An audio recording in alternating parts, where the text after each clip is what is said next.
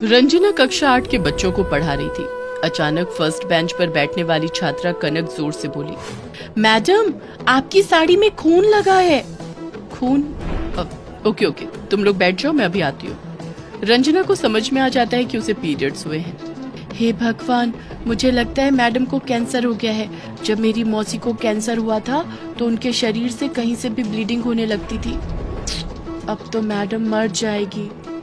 अरे तो क्या हुआ, आजकल तो हर बीमारी का इलाज होता है। पागल है, मुझे नहीं लगता। ये मैडम की लास्ट स्टेज है, देखना कितनी वीक नजर आती है। रंजना स्टाफ रूम में जाकर अपनी साड़ी साफ करती है और सैनिटरी पैड यूज करके वापस क्लास में आ जाती है।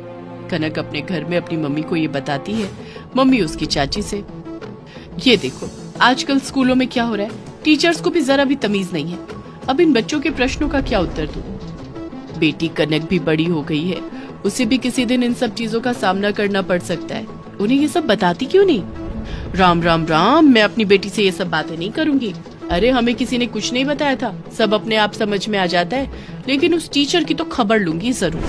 अगले दिन कनक की माँ कनक की क्लास टीचर रंजना से मिलने आती है। क्यों रंजना मैडम, आपको बिल्कुल भी शर्म नहीं आती?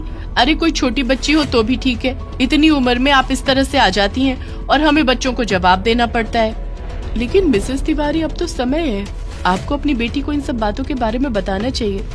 अरे रहने दीजिए, मैं अपनी बेटी को इस तरह की बातों में नहीं डालना चाहती। कह देती हूँ, दोबारा अगर मेरी बेटी ने ऐसे प्रश्न पूछे तो मैं प्रिंसिपल से आपकी शिकायत लगाऊंगी। मैडम हैरान हो जाती है। वो अपनी क्लास में जाती है तो कनक उनके पास आती है और कहती है, मैडम मम्मी बहुत बुरी है, आप दुखी मत होना। अरे नहीं, चलो बुक निकालो, क्या बात है, क्लास में क्या खुसुर फुसुर हो रही है, चलो क्लास शुरू करो। सभी बच्चे चुपचाप रंजना की तरफ दुख भरी दृष्टि से देखने लगे। रंजना को कुछ भी समझ नहीं आता कि ये क्या हो रहा है। क्लास खत्म होने के बाद हर जगह ये बात फैल गई थी कि रंजना को कैंसर हो गया है। अगले दिन जब रंजना स्कूल आई तो सभी टीचर उससे बात करने लगे। अरे रंजना जी, आपने हमें बताया नहीं। अगर कभी भी कोई जरूरत हो तो हमें बताइएगा, आखिर हम आपके सहयोगी हैं। अरे रंजना, अभी तुम्हारी उम्र ही क्या है, ये कैसे हो गया? जब से सुना है हैरान हो गई हूँ। रंजना, तुम्हें कमजोरी तो नहीं हो रही? आप हमें अपने से अलग क्यों समझती हैं? इस समय हम सब आपके साथ हैं और आपके लिए सब कुछ करने को तैयार हैं। मुझे समझ ही नहीं आ रहा आप लोग किस बारे में बात कर रहे हैं। मैं तो अच्छी भली हूँ, आप लोग बेकार में ही परेशान हो रहे हैं। रंजना जी, कल क्लास में आपके साथ जो हादसा हुआ, उसके बाद से सारे स्कूल में पता चल चुका है कि आपको क्या हुआ है। अब छुपाने की कोई जरूरत नहीं। हेल, ये भी कोई बात है सिंपैथी दिखाने की? आप लोग को शर्म नहीं आती क्या? एक लड़की से इस तरह बात करनी चाहिए। मेरे पीरियड्स हुए हैं, क्या इसके लिए मुझको ढिंढोरा पिटवाना पड़ेगा? सब लोग अपनी क्लास में चले जाते हैं। रंजना अपनी क्लास में जाती है तो सभी बच्चे बिल्कुल शांति से चुपचाप बैठकर अपना काम करते हैं। कोई भी रचना को परेशान नहीं करता।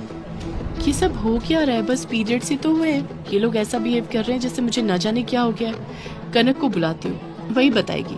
कनक, जरा इधर आना बेटा। Yes madam. अरे अरे अरे, तुम रो क्यों रही हो? क्या हुआ बताओ ना, तुम्हारी तबीयत खराब है? नहीं मैम, मुझे पता चल चुका है, सबको पता चल चुका है कि आपको कैंसर हो गया है। क्या? ये क्या बकवास है? किसने कहा मुझे कैंसर हो गया है? मैडम आप छुपाइए मत, मौसी को भी जब कैंसर हुआ था तो उनके कपड़े में ऐसे ही खून लग जाता था। मम्मी बहुत रोती थी और फिर एक दिन मौसी हमें छोड़कर हमेशा के लिए भगवान के पास चली गई। तो ये बात है, यानी कि पूरे स्कूल में तुमने सबको बताया है कि मुझे कैंसर हो गया और मैं मरने वाली हूँ। देखो कनक, मुझे ऐसा कुछ नहीं हुआ है, ये पीरियड्स हैं और ये हर लड़की को होते हैं। नहीं मैम, हमें तो नहीं होते, क्लास में किसी को भी नहीं होते। चलो छोड़ो, मैं उसके बारे में तुम्हें बाद में बताऊंगी। बस इतना जान लो कि मुझे कुछ भी नहीं हुआ है और मैं बिल्कुल ठीक हूँ। अब हम लोग क्लास शुरू करते हैं। अगले दिन जब कनक फुटबॉल मैच देखने स्टेडियम गई तो अचानक उसके पेट में दर्द होने लगा। वो बाथरूम गई तो वहाँ एक लड़की उसे देखकर बोली, ए सुनो, तुम्हारी पूरी स्कर्ट पर ब्लड लग गया है। पता नहीं कितनी बेशर्म है ये लड़कियाँ, लगता है माँ बाप इन्हें कुछ भी नहीं सिखाते। कनक को कुछ भी समझ में नहीं आ रहा था। वो तेजी से वहाँ से भागने लगी तो उसे रास्ते में दो लड़के मिले तो उसी का मजाक उड़ाते हुए बोले, ये देखो मिस पीरियड। खूनी लड़की। तुम रो क्यों रही हो? परेशान क्यों? क्या हो गया? क्या मैं तुम्हारी कोई मदद कर सकता हूँ? आखिर बात क्या है, बताओ ना, शायद मैं तुम्हारी कुछ मदद कर सकूं। डरो नहीं, मैं पास में रहता हूँ। नहीं नहीं, तुम भी मुझे उन लड़कों की तरह सताने आए हो। चले जाओ यहाँ से प्लीज। ये लड़के तुम्हें परेशान क्यों कर रहे हैं? क्या ये तुम्हें जानते हैं? मैं तुम्हें घर छोड़ाता हूँ। तुम नहीं समझोगे, मैं घर नहीं जा सकती। मेरी स्कर्ट पर ब्लड लग गया है, सब मेरा मजाक उड़ाएंगे। ओह, क्या तुम्हें पीरियड्स हुए हैं? लगता है तुम्हें पहली बार पीरियड्स हुए हैं। तुम सब जानते हो पीरियड्स के बारे में। क्यों, तुम्हारी मम्मा ने नहीं बताया तुम्हें? मेरी मम्मा ने कहा कि इन दिनों लड़कियों का बहुत ध्यान रखना चाहिए, क्योंकि वो काफी पेन और मूड स्विंग से गुजरती हैं। उन्हें पैड्स यूज करने पड़ते हैं। काश माँ ने मुझे ये समझाया होता। शांत, तो मेरे पास पैड्स नहीं है, भला मैं कैसे जाऊंगी? मेरी स्कर्ट भी खराब हो गई है, सब मेरा मजाक उड़ाएंगे। अरे तुम घबराओ मत, मेरा घर पास में ही है, मम्मा तुम्हारी मदद जरूर करेंगी। कनक उसके साथ घर जाती है। मम्मा प्लीज यहाँ आइए। ये कनक है, ये फुटबॉल ग्राउंड में रो रही थी और सभी लड़के से परेशान कर रहे थे। क्यों, क्या हुआ? अरे कनक, तुम शांतनु के साथ इतनी घबराई हुई क्यों? क्या हुआ?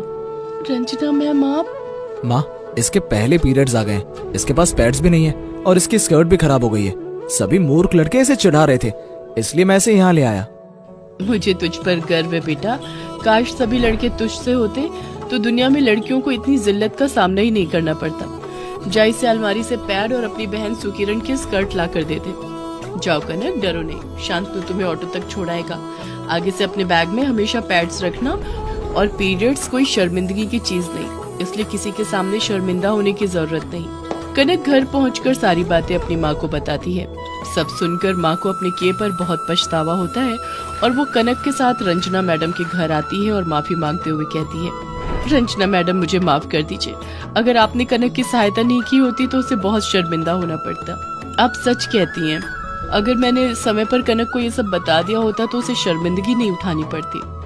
आंटी, मम्मी ने केवल ये मेरी बहन को ही नहीं बल्कि मुझे भी बताया, ताकि मैं लड़कियों की इज्जत कर सकूं, उनका मजाक नहीं उड़ाऊं, क्योंकि पीरियड्स कोई शर्मिंदा होने की चीज नहीं होती, बल्कि एक बिल्कुल सामान्य चीज होती है।